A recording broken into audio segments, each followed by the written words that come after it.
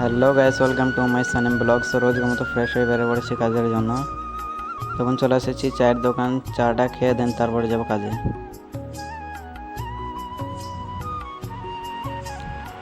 তো এখন চা নিয়ে নিয়েছি আমি। চলে এসেছি এখন বাস স্টপে। আমার মিস্ত্রি এখন আসবে নিতে আমাকে।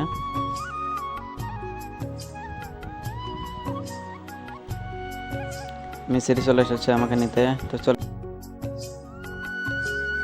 তোমরা দেখতে পাচ্ছ ওখান থেকে 3টে কাঠটা গেঁথেছি, যা হাইট ছিল তার থেকে। আর এই যে এটা ঢালাই হবে, এটা সম্পূর্ণ কিচেন। এটা ঢালাই বলতে গেলে ওটা কিচেনের মধ্যে যে থাকে না গ্যাস ট্যাস রাখার জন্য, সেটা। আর এই যে এটা বাথরুম। তো বাথরুম এখানে দুটো ছিল, ওইদিকে একটা ছিল এদিকে একটা ছিল, মাঝে একটা দেয়াল ছিল। তো দেয়ালটাকে ভেঙে দিয়ে এখন পুরোটা একটা বাথরুম হবে।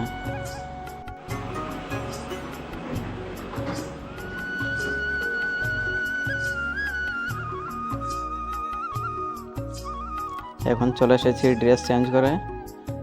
তো এই সম্পূর্ণ ভাঙাচোরা যেগুলো আছে সবটাই আমাকে বাই করতে হবে। তো উপরে যে টাইলসগুলো দেখতে পাচ্ছ ওইগুলোও ভাঙতে হবে। পুরোটা একই রকম টাইলস পড়বে। ওই ভাঙাচোরাগুলো নিয়ে গিয়ে কোথায় ফেলছি সেটাও দেখাচ্ছি তোমাদেরকে। তো এই যে এখানে ফেলছি সব ভাঙাচোরাগুলো এনে এখানে। এই যে রাস্তাটা দেখতে পাচ্ছ, এই রাস্তাটা নতুন করে হচ্ছে আর কি। তো রাস্তার পাশে যে ড্রেনটা আছে ওইটা হচ্ছে। তো কাজ করতে করতে হঠাৎ দেখি যে একটা সাপ বেরিয়ে গেছে। আর এই যে এটা কি সাপ, কমেন্ট করে অবশ্যই জানাবে।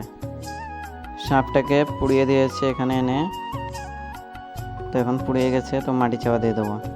আর এই যে এটা জঙ্গল পুরোটাই, মানুষ যে আশা করে সবসময়। তো না পোড়ালে বুঝতে পারছো তোমার কি হবে। আর ভিডিওটা ভালো লাগলে লাইক কমেন্ট শেয়ার করবে অবশ্যই। এই যে সাপটা কোথায় পেয়েছিলাম সেটাও দেখাচ্ছি।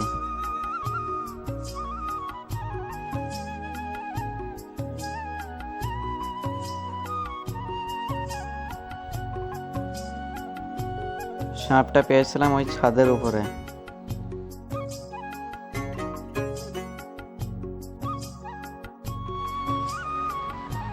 তো আমাদের কাজ ছুটি হয়ে গেছে আজকে।